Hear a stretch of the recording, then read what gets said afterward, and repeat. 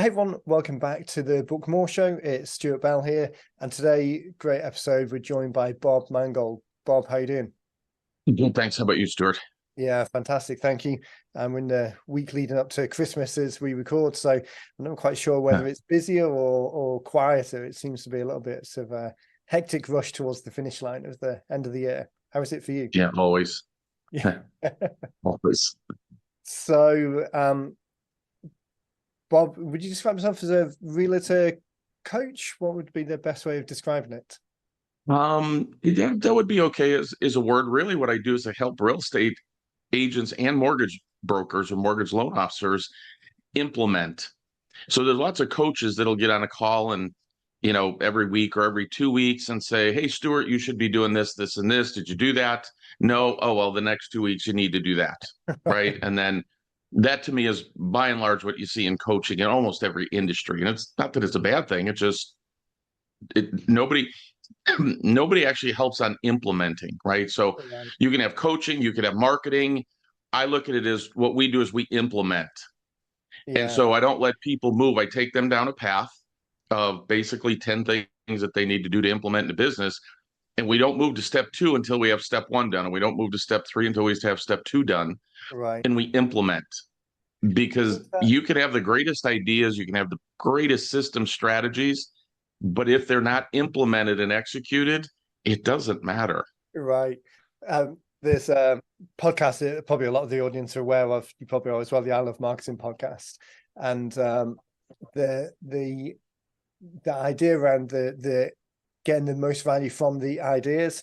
I always have a heated or enthusiastic debate with my business partner Dean, because Dean's very much on the ideas. A good idea trumps everything else, and I'm very Right. much on the side of, without any implementation, I could Google ideas and have 50 to implement, but without implementation nothing happens. And of course the reality is both is true, but it's always interesting, the spirited debate, because I think there is a lot of heat and light and energy and other offerings around the idea side of things, but unless there's that implementation, and I don't want to say necessarily that realtors are worse than anyone else, but it's definitely a challenge of business owners across the board, having that implementation step. So your approach on the implementation side, was that from a hard-won experience, or were you naturally on that side of the fence?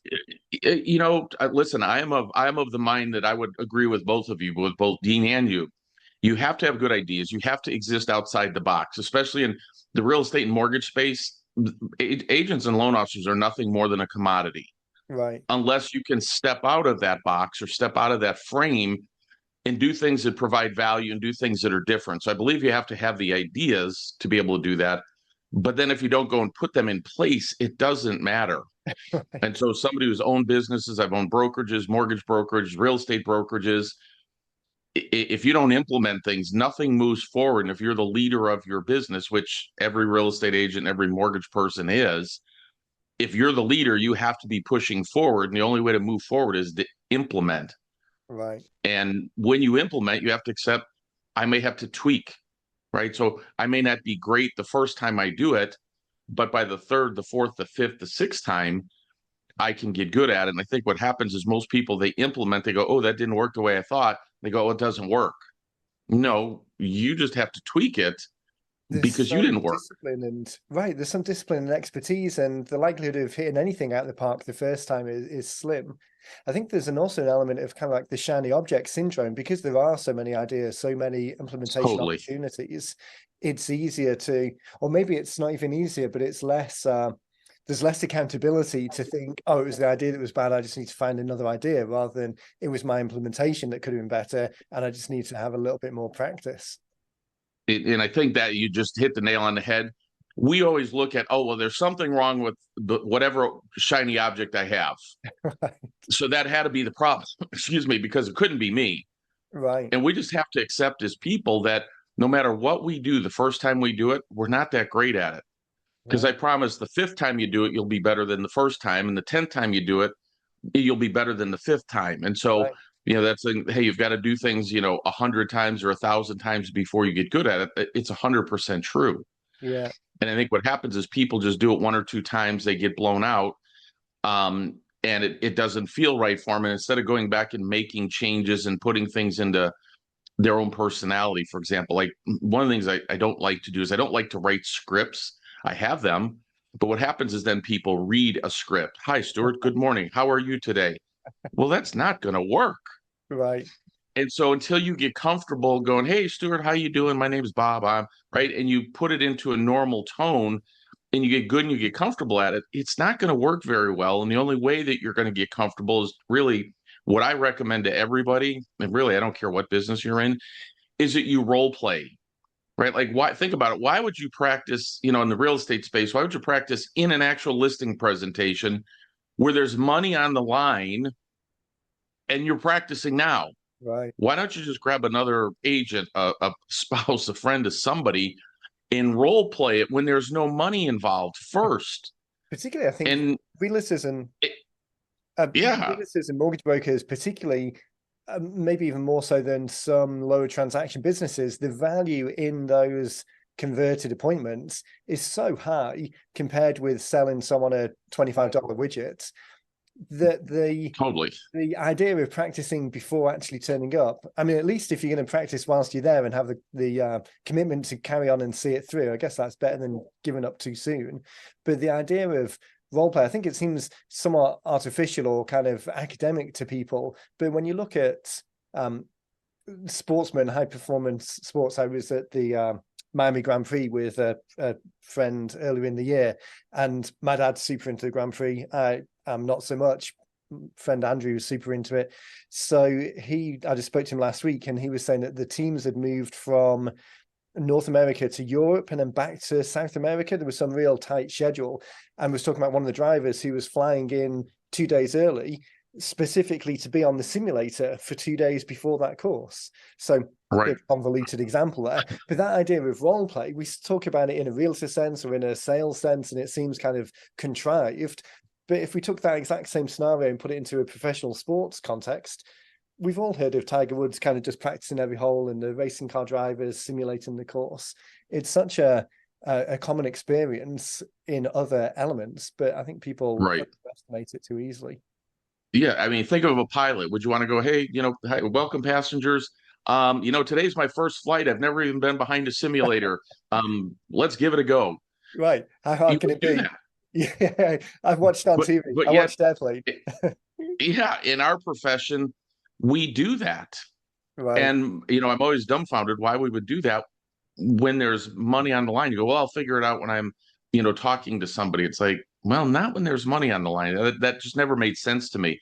And full disclosure, when I first started in sales, I did not love role playing, Right. right? You were self-conscious and all those other things. But pretty quickly I learned it's better to mess it up in role playing than it is to mess it up sitting in front of somebody when you can get paid. Right. That's And so that's what I mean by implementation. So, like, literally, in about 2 hours after we're done with this today, I have a weekly implementation call. And what we're doing is I will have the agents in my program literally role playing how to present a cash offer to a seller and do it with me. And, well, depending on the week, maybe, normally hundreds, but maybe some dozens this week of other right. realtors listening. So it's pressure, no question, but wouldn't it be much better to have the pressure now when there's no money on the line? Right. And And the so feedback. before I have them go out, start calling potential sellers, I want to make sure that they can explain it properly. Yeah. Yeah. And that I to me think just makes that's common sense. and Anyway, one of those elements on you talk about the call today specifically around the cash offer side of things. Anything I think is that's not everyone's level of comfort is within their kind of sphere of experience, and yes. they can talk pretty comprehensively about that particular subject.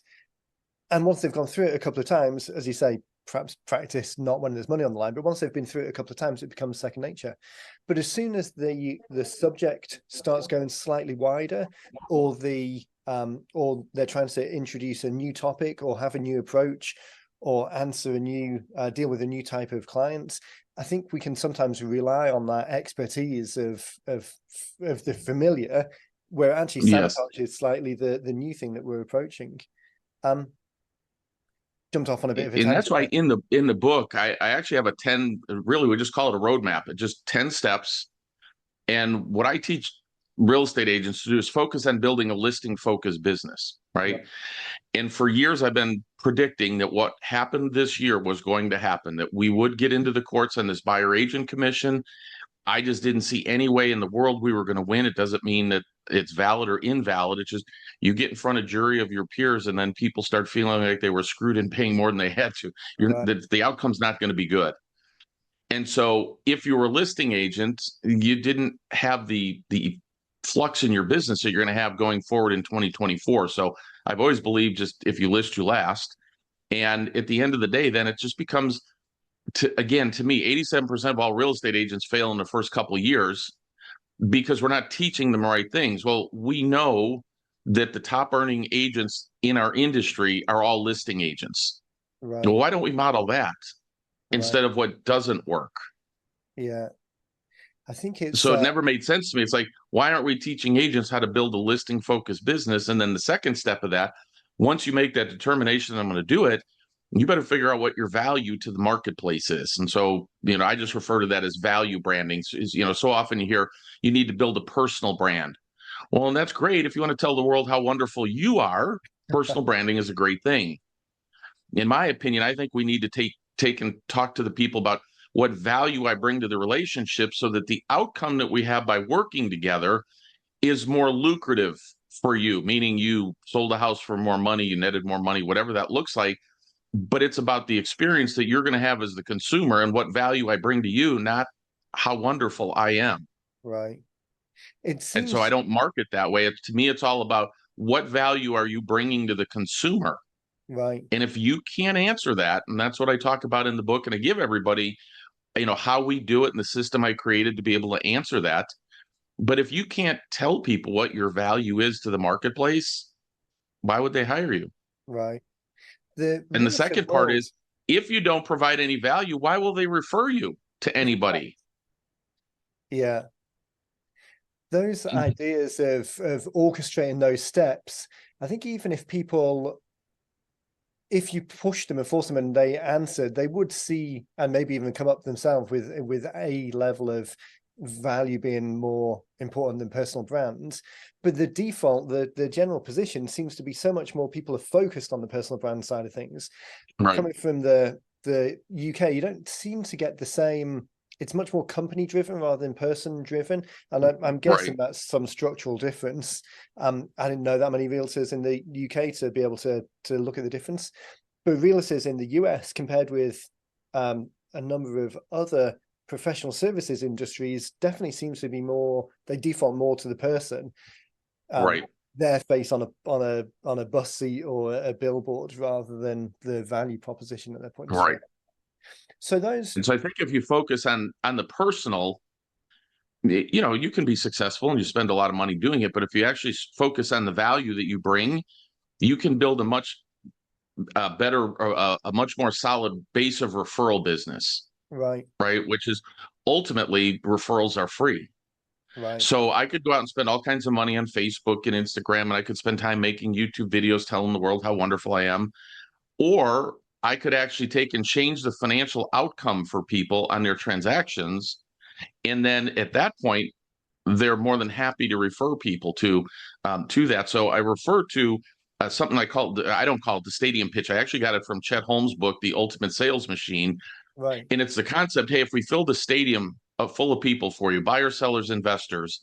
And I said, Stuart, I'm going to give you 30 seconds to get out there and tell those 50, 7,500, 100,000 people, tell them about your business, tell them whatever you want to tell them to do that. And I'm going to instruct them prior. If you're boring, they can just get up and walk out. It doesn't matter. Right.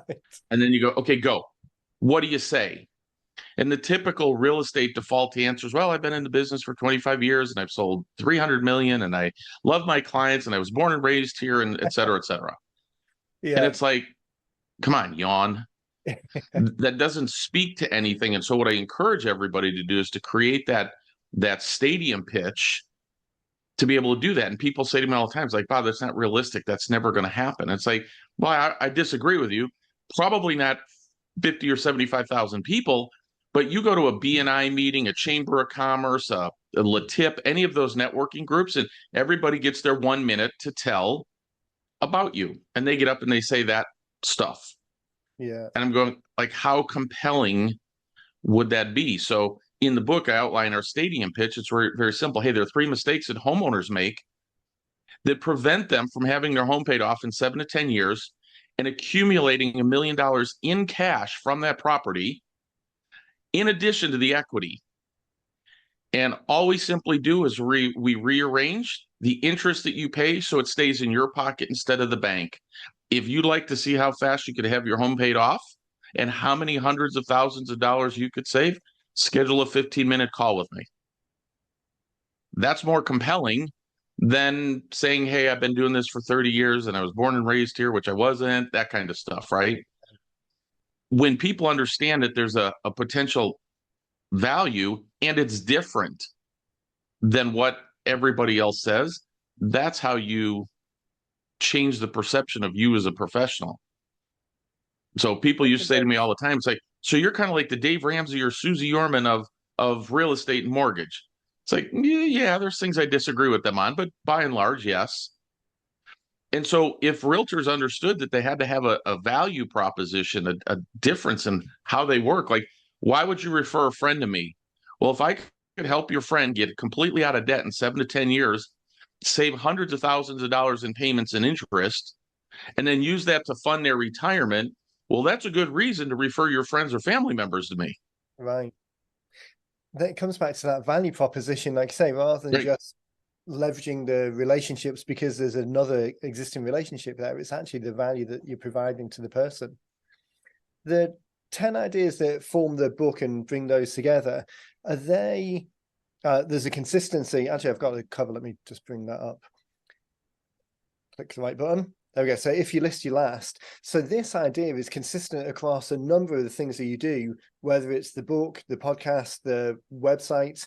This framework, is this one of the fundamental frameworks to the rest of the program, or is this something that was brought together for the purpose of the book? They're basically different steps and tenets of what I do, but I brought everything together in the book to say, hey, here are the 10 things that you have to do, right? So a simple one, everybody goes, the 4-step process starts with, well, who will you talk to? Well, real estate agents talk to everybody. Well, it doesn't matter who I talk to, it's talk to everybody. Well, no, if you want to actually focus on listings, then you need to be talking to people that have homes to sell or people who can refer you to homes that have homes to sell. And everybody goes, well, in today's market, just people aren't selling their homes. And I would beg to differ with you because, well, in every market, we have people that get divorced. They don't care what the interest rate is on the home. They need to sell. Right. 65% of all listings in 2022 came from senior citizens. Mainly as we age, right, we have to downsize. And so 65% of the people that are selling in your neighborhood are seniors. Well, there's a good place to start. Yeah. And then there's things that we do algorithmically that we know they have a higher likelihood of selling. Well, that's who we focus on like a laser because they're likely to sell. And then if you think about it, there's a whole industry around that, right? Estate planning attorneys, Medicare insurance people, on the divorce side, divorce attorneys. So there's all these other professionals that can refer business to you. For example, one of my agents works with a divorce attorney. He gets 3 to 5 listings every month from them. Yeah. We've got a probate. One of my guys in Northwest Indiana works with a probate attorney. 16 listings last year from a probate attorney. Wow. Yeah. Yeah. This idea of complementary, non-competing businesses and just taking that moment to think outside of that first degree circle to the people who have your clients who you can help best, but you don't necessarily have immediate access to. It starts opening up so many channels. And over time, it builds as well. I mean, I'm sure the agency you work with see this time and time again. The first time they do that thought exercise, they'll identify one person, but keep doing that exercise, and 5 years down the track, that's a pretty robust business. I did see a stat earlier this year. And the great part is that that's recession-proof business, right? People are going to continue to get old. 10,000 people a day turn 65 every day right now. Right. That business is going to be there for decades. Divorce is never going away. That has nothing to do with the economy. If I'm a senior and I fall and get hurt or I get ill and I have to sell my house, that's not economy-driven business. Right. So the problem is, yeah, you have to determine who you're going to talk to. Then you have to figure out where you're going to find them. Right. And once you start to specialize, right? I'm sure you've heard the phrase, the riches are in the niches. Don't be everything to everybody. Right. Focus on one thing. Those one thing could be sellers, and then there's subsets of sellers underneath that. And then there's subsets of prospects. I have the people that own the house, but I have people that refer them. Yeah. And That's that's where you focus your business. right. That idea of specialization and the riches being in the niches, it's the first tenet of the book blueprint scorecard. It's the picking that single target audience and thinking of things in terms of campaign by campaign by campaign. It's not saying that you'll never address other things, but for this particular No, exercise, doubling down, it just makes the whole process so much easier, because as your guys I'm sure see as well, the language that you use with that particular group, the follow-up sequences that you've got in place, the examples that just spring to mind as you having those conversations, once you've role played it and got the language square in your mind, it just makes it so much more straightforward. and that does come to the expertise part where we were talking earlier. Like you have to get better and better at this. Well, the more you enter into those markets, the more you understand what's important, let's say to a senior, Right. right? So seniors, you don't go in and just real estate agent all over them. You just turn them off because they're used to having people try and scam them, to be honest with you. Right. And at the end of the day, the better you get at understanding the needs and things of that nature, the more success you'll have. But that just simply takes time, transactions, understanding, conversations, networking. Like, hey, what's important? Like, what are the 5 things that are important for estate planning that people should have? Do Right. one of the things, if you have a 45, 50-year-old client, the question would be, hey, Stuart, have your parents signed a beneficiary deed yet? It'd be better if they had a trust, Right. but it would be good if they had a will, but the very worst case scenario is they have a beneficiary deed. And so often I talk to real estate agents, they go, what is that? And Right. it's like, well, when the person dies, the deed goes directly to the descendant. It's not going through probate or any of the rest of the stuff. So at the end of the day, the more you get involved in that, the more knowledgeable you get, the more value you bring to the client. It doesn't Yeah. happen like day one, hey, I'm going to focus like that, and all of a sudden I'm going to be an expert at it. Yeah. And that being in it for the long term, the specialization and adding value, layering on the value one level on top of the other. That is, I was listening to a podcast. I own an electric vehicle. I was listening to a podcast the other day. A guy was talking about going into one of the traditional manufacturers who had an electric range, but none of the sales guys knew anything about it. So he was giving them the details because he was enthusiast, and then had gone back with another friend 2 months later, and the guys still didn't know the details, like how big the battery was, or what the average range was, or whether how affected cold weather was. And he'd literally given them the information, but by not doubling down in that particular specialization, or having an interest to double down in that specialization, the likelihood of you building a relationship with a senior where you are able to provide that extra value and giving them a broader perspective, versus just going in and like the line you use, kind of realtor all over them, it just makes Right. such a difference. And I think if you're in any industry for the long term, having that interest and respect for the clients to want to be able to provide that value really makes the Right. difference. Yeah. Yeah. Uh, About 6 years ago, I started looking at the market, the way things were happening. It's when these lawsuits first started. And I said, quite honestly, it's like, this isn't going to end well. But the question you have to ask yourself really is, why would a seller pay a buyer's agent? And you could say, well, the seller doesn't pay the buyer's agent, the listing agent does. At the end of the day, the seller pays it, right? right. The buyer pays it in the form of an elevated home price. It's just the way it works. And be honest with that. But basically, what you're doing is saying, hey, I'm going to pay you 6%, or I'm going to offer 6%, and you're going to give 3% to a buyer's agent. Oh, yes, Stuart. By the way, that buyer's agent's job is very simple. It's to negotiate the best price and terms for the buyer, which means it's going to take money out of your pocket at closing. Right. When you explain that to a seller like that, and I just go, is there a reason you'd want to do it that way? And they say, well, that's the way it's done. It's like, well, what if it wasn't done that way? And I started having these conversations with sellers, and I created a system called Home Boss that was designed to answer that. Hey, the buyer's going to pay the commission. We have a way to do it where it's compliant with Fannie Mae and Freddie Mac. It's all completely disclosed, so we don't have any lawsuit issues. It's if a buyer wanted to negotiate their commission with the agent, they could see it right up front what it was. They could do whatever they want. But at the end of the day, what it allowed us to do is it allowed us to take and get the seller the highest market value. And we can guarantee that because of the amount of traffic that we get. Right. And we can do it in 14 days. We don't even put a lockbox on the house, right? Because biggest thing for sellers, they hate the hassle and headaches of listing. CoreLogic did a study about a year ago that said 77% of home buyers would be willing to give up 5 to 10% of their equity just to eliminate the normal process of selling Right. a home. Just to have it done. So if we could get price, which is a big deal, we could eliminate hassles and headaches and get it done fast, we could do that. But at the same time, be compliant with the courts. Right. And so simply all we do is our fee is 3% to sell a home. And if another agent brings the buyer, we add 3% of the price. It's all disclosed. It happens online. And everybody knows what everybody else is offering. There's no highest and best blind offers. And so about 6 years ago, I seen that coming. My son was just getting licensed. He was 22. And it was like, how's he going to walk into somebody's house and they're not going to go, kid, how old are you? And how many homes have you sold? Right. And what we're able to do is create a process that we focused on the process and not the person. Yeah. This is the process that allows you to get these things. Yeah. And we're able to drive traffic like our record open house was April 3rd of 2023. We had 1,224 people in an open house. Right. Right. The question would be, how long would it take you if you put it in MLS and you let the normal process, how long would it take you to get 1,200 people in an open house or to visit the listing? We did it in 2 days.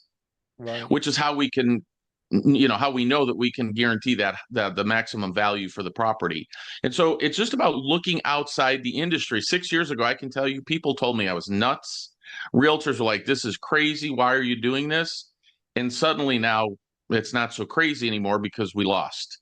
Right. And now one of the people I talked to 5 years ago actually had a team, was named in one of the lawsuits, called me up and said, my God, I should have listened to you. Yeah. Like you say, even with the lawsuits on the natural, the jury of the peers naturally siding on the side of the consumer because there's sympathy and it seems unfair, and the big guy versus the little guy type approach, but just the natural tendency towards faster, more seamless transactions online. The whole COVID approach to forcing people to be more comfortable or making people be more comfortable pretty quickly with purely online transactions, I think that accelerated things by 5 years. But the situation we're in now, that study saying people would be willing to give up real money just for ease of transaction, anything, convenience trumps anything. And as more and more people are heading down that route, I think it's the agents who are adopting that or acknowledging it and then embracing it slightly will be the ones who are ahead in another 5 years, and not just fighting the nostalgia of how it was when they first got started. Yeah, 100%. So it's funny. Many of my agents actually do listing presentations on Zoom. They don't even go into the house anymore. Right. Well, pre-COVID, that people didn't know what Zoom was, right? Yeah. So you couldn't necessarily do that. So there are some things that came out of COVID that helped us as an industry. And one of my agents literally just sold his house, now travels around the country, has I call it a rock star tour bus. Right. And he takes his listings via Zoom traveling across the country, and he has a buyer's team that does the open houses for him. He's traveling the country, and he takes 2 to 3 listings a week, traveling in a luxury RV, a tour bus, whatever you want to call it.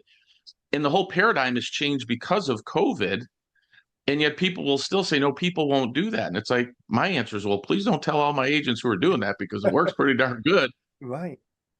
And you got to change your paradigm, and you have to start looking at how the world's going to change and what you can do to be in front of it. Yeah. Everything with AI now, it's, is AI going to replace a real estate agent? No. But boy, can it take care of some of your tasks and things like, hey, I have a podcast. If you list your last podcast, and guess what? I edited it on AI. It used to take 3 hours. I used to have a firm that did it for me and everything else, and paid a few $100s a month to do that. And literally, I uploaded into an AI system, and 3 minutes later, I have a perfectly edited video and podcast. Yeah, yeah. Though that speeding up of the task related things, when you look at the real estate industry across the board, how many things are slowed down by old or legacy ways of doing things, or because that's the way it's always done, or the reducing need to do things with face-to-face contact? the whole title side of the business, that is just, I'm surprised that that still exists. And it would be Real estate surprising. is a very call it traditional business, if you will. They Right. still teach agents the same thing that they've been teaching for the last 50 or 60 years. And my thing is, I have a corporate background, and my answer is, hey, if I ran a corporation and 87% of my employees washed out in the first 2 years, like we'd be firing somebody. Right.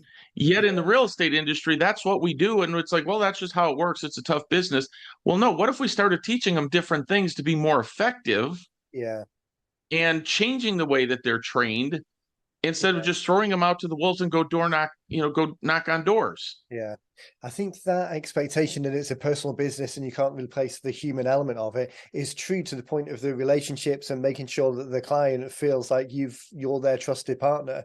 But all of the ancillary things around it, those are the things that will go quickly. And you're right, speeding up the process, changing the training to be more effective in 2023 and beyond means that they can double down on that human element and make sure that that's the piece that is irreplaceable by machines, but streamlining everything else, taking away the headache that does wash out so many of the people. It's Well, what I actually teach is pretty simple process. The only job that you have each day is to talk to 10 potential sellers or 10 people who could refer you to sellers. The only job you get paid for is to talk to people. As a real estate agent or a mortgage person, the only thing we actually get paid for is to get a listing agreement signed or a buyer broker agreement signed. It's the only right, thing we get paid to do. Everything else can be clerical, for lack of a description. So if you want to maximize the amount of money you make, well, it's pretty simple. Just talk to 10 people a day. And then if you can take the 10 people a day and get better at your value branding, your value proposition, instead of talking to, like, let's say the average realtor has to talk to 100 people to get one listing, right? They talk to 10 to get into, or they talk to 100 to get 10 appointments. Then they list one, two, whatever the number is. Well, what if all we had to do is talk to 10 to get 6 or 7 listings? right, So it isn't that we have to talk to more people, because I hear that all the time. Real estate's a numbers game. To some level, that could be true, but it's actually a skills game. Our job needs to be, if I can talk to less people to get more signatures, I'll make more money in less time. right. And Yeah, so one of my coaching tenets is I don't want our people working more than 40 hours a week, yeah, because then if you're working 80 hours a week, you're not working smart, you're working hard. right, Let's work smart, improve our skills in what we're saying to people and what we talk to people about.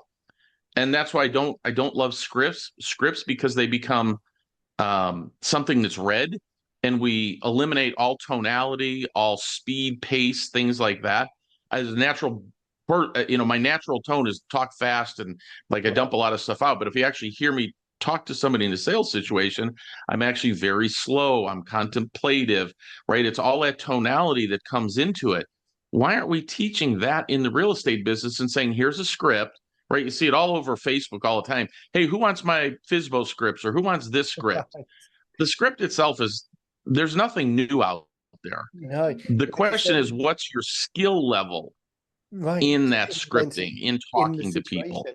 Right, exactly. It's the Yeah, taking the tool and the idea and tailoring it for your particular use case and your personality, and actually internalizing right. it as well. It's not just reading, as you say, off a page and it's the words that are magic.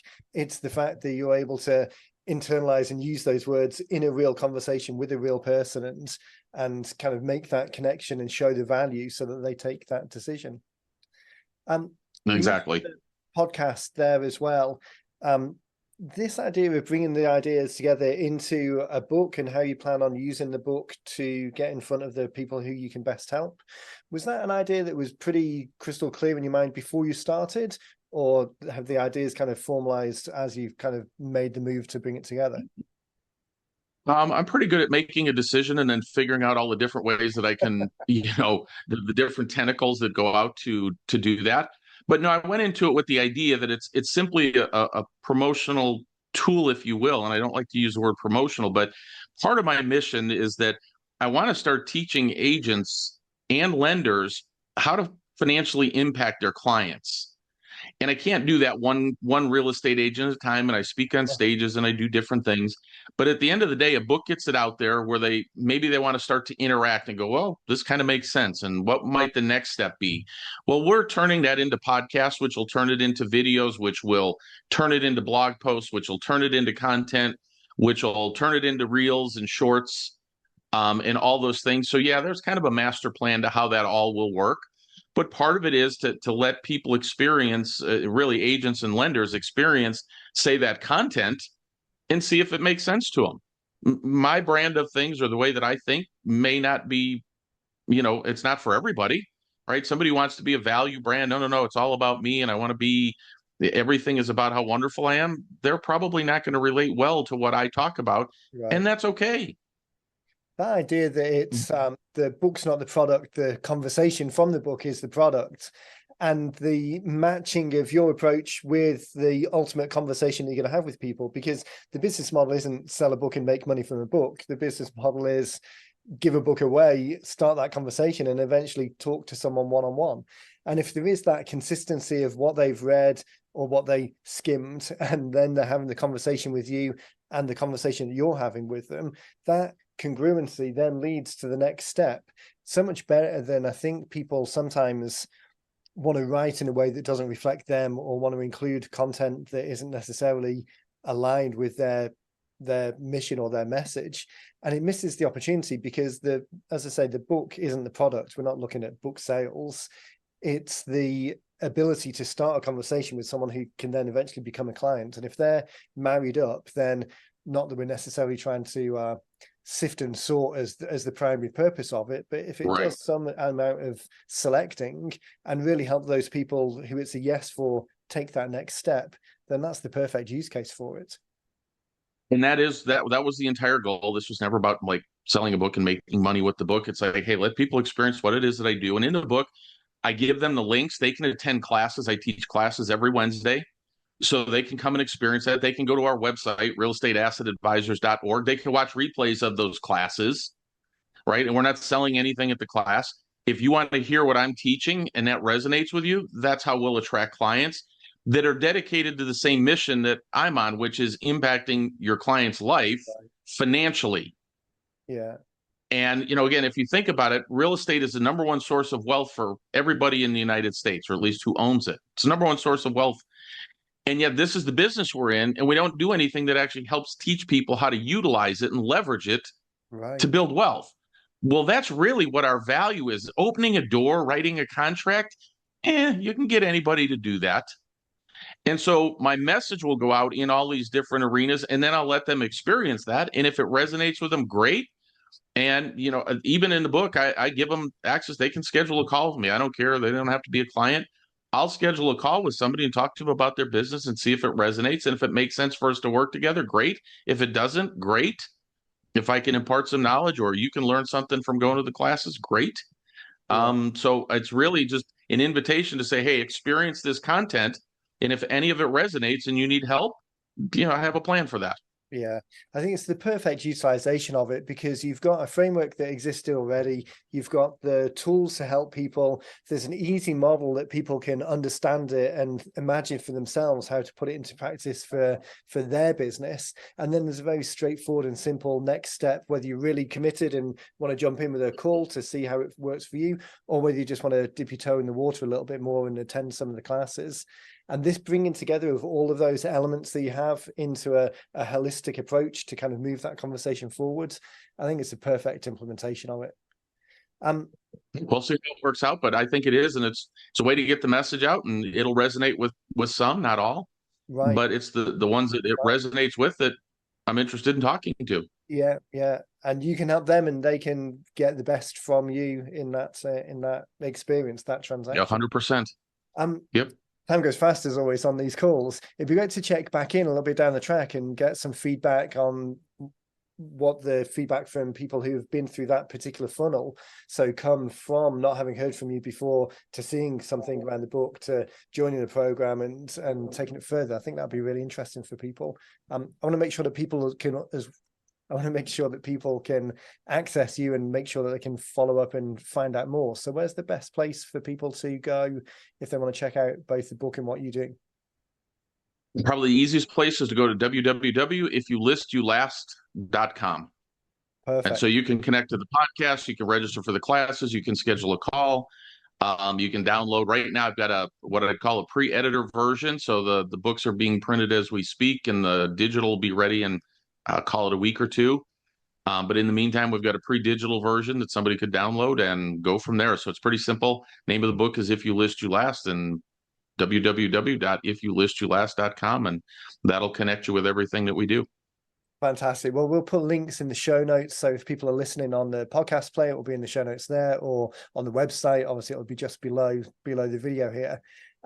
That, just before we wrap, actually, that pre-edited, pre-live version idea, I think we were talking to someone, I can't remember who it was, a couple of months ago, who had sent out a kind of like a slightly earlier version, which was pretty much complete, but it just didn't have all of the polish around it, had sent it out to their existing list and was using it as kind of like a referral interest generating tool, but positioned in the way of, hey, we've worked together, or you're in my world already. I really want to give you like behind the scenes insights into what's happening.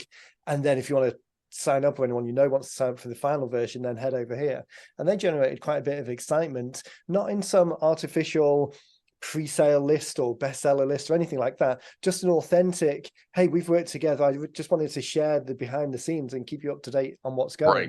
That idea is fantastic, and I think it just adds to the point you were making about building the value, and the human element that can't be AI'd away is that one-on-one connection, and doing things like that, the slightly more behind the scenes, or the sharing the recipe as things are being made. I think that just helps add that real connection to people. Great idea. Yeah, and we've given away. We've had a lot of people download the book already. This isn't about being an Amazon bestseller or anything else. Right. It's about getting a message out, finding a group of people that are committed to the same things. Because when we do that, I personally can have the biggest impact.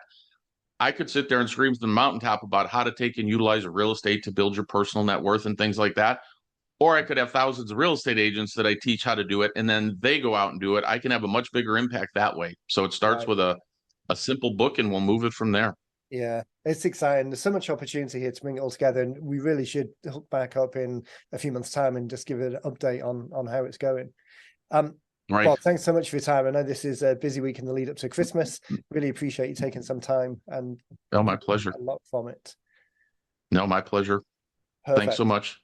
Okay, well, we'll make sure that, as I say, the links are in the podcast player and in the just below the video on the website here. Thanks everyone for listening. This show is going to be the last one before Christmas, I think. So hope everyone has a fantastic holiday. We'll push another show out next week.